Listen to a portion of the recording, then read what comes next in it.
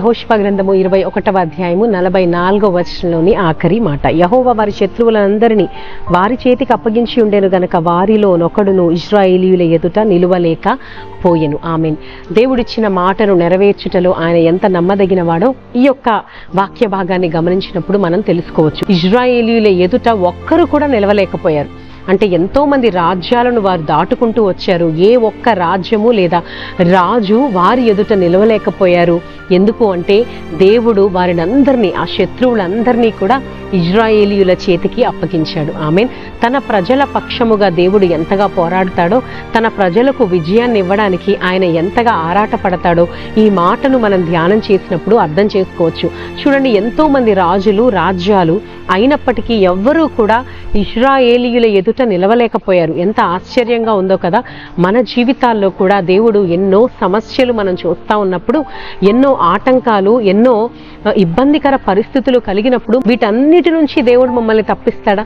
వీటన్నిటి నుంచి దేవుడు నన్ను విడిపిస్తాడా? ఈ సమస్యలన్నిటినీ కూడా దేవుడు తొలగిస్తాడా అనే ప్రశ్న ఒక్కొక్కసారి మనకి ఎదురవుతూ ఉంటుంది. అవును సహోదరి, సహోదరుడా, దేవుడు అదే చెబుతా ఉన్నాడు. ఏ ఒక్కరూ కూడా తన ప్రజల ఎదుట నిలవలేకపోయారు. అలాగే ఏ సమస్య కూడా నీ జీవితంలో అలాగే స్థిరముగా ఉండదు. కానీ ఆ సమస్యలన్నిటినీ కూడా దేవుడు తొలగిస్తాడు. ఆమె నమ్ముతూ ఉన్నావా? మన దేవుడు సమర్థుడు అని నమ్ము. చూడండి, కీర్తనల గ్రంథము 35వ అధ్యాయం 1వ వచనంలో భక్తుడు అంటాడు, ప్రవ్వా నాతో వ్యాజ్యమాడు వారితో వ్యాజ్యమాడు, నాతో పోరాడు వారితో పోరాడు అని. నిజమే, మన జీవితంలో ఎన్నో సమస్యలు మనతో పోరాడుతూ ఉంటాయి. ఎన్నో పరిస్థితులు మనతో పోరాడుతూ ఉంటాయి. ఎన్నో సవాళ్లు మనల్ని ఎదుర్కొని గేలి చేస్తూ ఉంటాయి. కానీ దేవునికి చెప్పాలి, ప్రవ్వా ఇలాగ ప్రార్థన చేయాలి మనం. దేవా, నేను కాదు కానీ నీవు పోరాడయ్యా. నేను వ్యాజ్యమాడడం కాదు కానీ నా పక్షంగా నీవు వ్యాజ్యమాడి నాకు విజయాన్ని ఇవ్వు అని. ఆమేన్.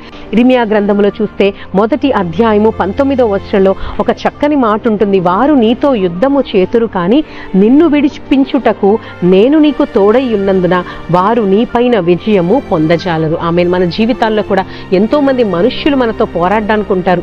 పరిస్థితులు ప్రత్యేకంగా మనతో పోరాటాన్ని చేస్తూ ఉంటాయి.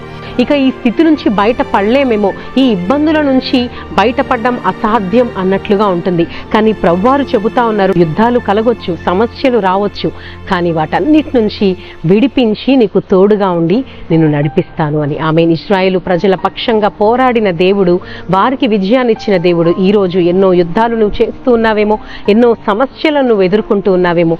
భయపడవద్దు, నిన్ను విడిపించేది దేవుడే, నీకు తోడుగా ఉండేది దేవుడే, నీకు విజయాన్ని ఇచ్చేది దేవుడే.